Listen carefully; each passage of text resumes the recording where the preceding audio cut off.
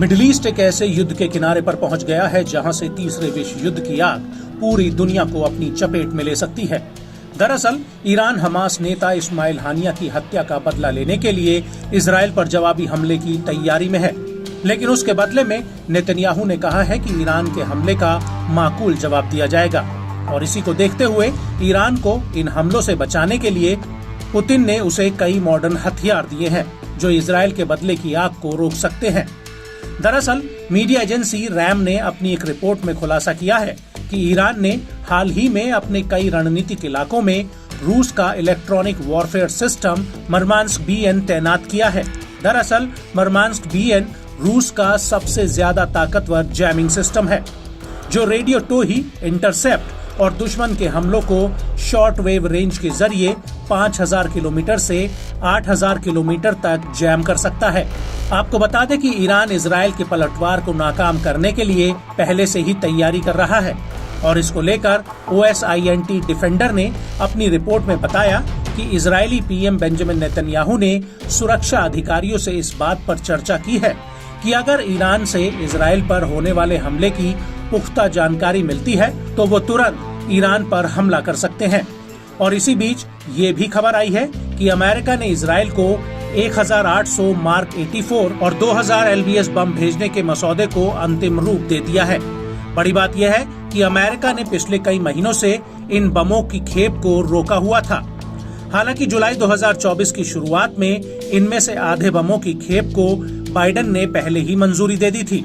और अगर इजराइल का हिजबुल्लाह या ईरान के साथ सीधा युद्ध होता है तो ये बम इस युद्ध में काफी अहम साबित हो सकते हैं। वहीं अगर ईरान को रूस से मिले इलेक्ट्रॉनिक वॉरफेयर सिस्टम की बात की जाए तो मर्मान्स्क BN वॉरफेयर सिस्टम को 72 घंटे के भीतर तैनात किया जा सकता है। इसे कई तरह के वाहनों जैसे कामाज ट्रक्स और ट्रेलर पर भी लगाया जा सकता है। ये रूसी सेना का सबसे ताकतवर हथियार है। ये दुश्मन के रेडियो सिस्टम, GPS, कम्युनिकेशन और सैटेलाइट सिस्टम को इंटरसेप्ट कर उन्हें जैम कर सकता है। यहां तक कि ये स्मार्ट बमों और ड्रोन सिस्टम को भी अप्रभावी बना सकता है। ये एक लॉन्ग रेंज कम्युनिकेशन को जैम कर सकता है। यहां तक कि ये हाई फ्रीक्वेंसी सिग्नल्स जो 3 से 30 मेगाहर्ट्ज की रेंज में आते हैं उन्हें इंटरसेप्ट और सप्रेस कर सकता है। आपको बता दें कि इन हाई फ्रीक्वेंसी का ज्यादातर लड़ाकू विमान और एयरक्राफ्ट द्वारा इस्तेमाल किया जाता है। मतलब ये कि इसकी मदद से ईरान इजराइल के लड़ाकू जेट्स के सिग्नल्स को जैम कर सकता है। यहाँ तक कि अमेरिकी स्टेल्थ फाइटर 35 को भी ब्लैक और बाल्टिक सागर के ऊपर प्रभावित कर सकता है। वहीं इजरायली एयरफोर्स को रूस का ये सिस्टम एक तगड़ा झटका दे सकता है।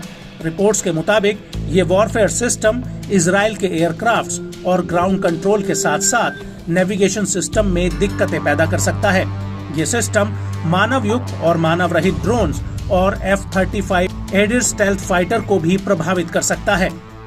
आपको बता दें कि रूस ने इस इलेक्ट्रॉनिक वॉरफेयर सिस्टम का इस्तेमाल यूक्रेन में बड़े पैमाने पर किया है।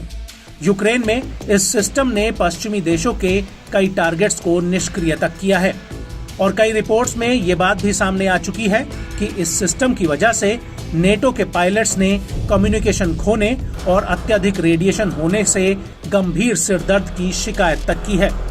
और यही वजह है कि पश्चिम के पास अभी तक रूस के इस सिस्टम का कोई तोड़ नहीं है और ये रूसी सिस्टम इजराइल की सेना, एयरफोर्स और नौसेना के लिए एक गंभीर खतरा पैदा कर सकता है।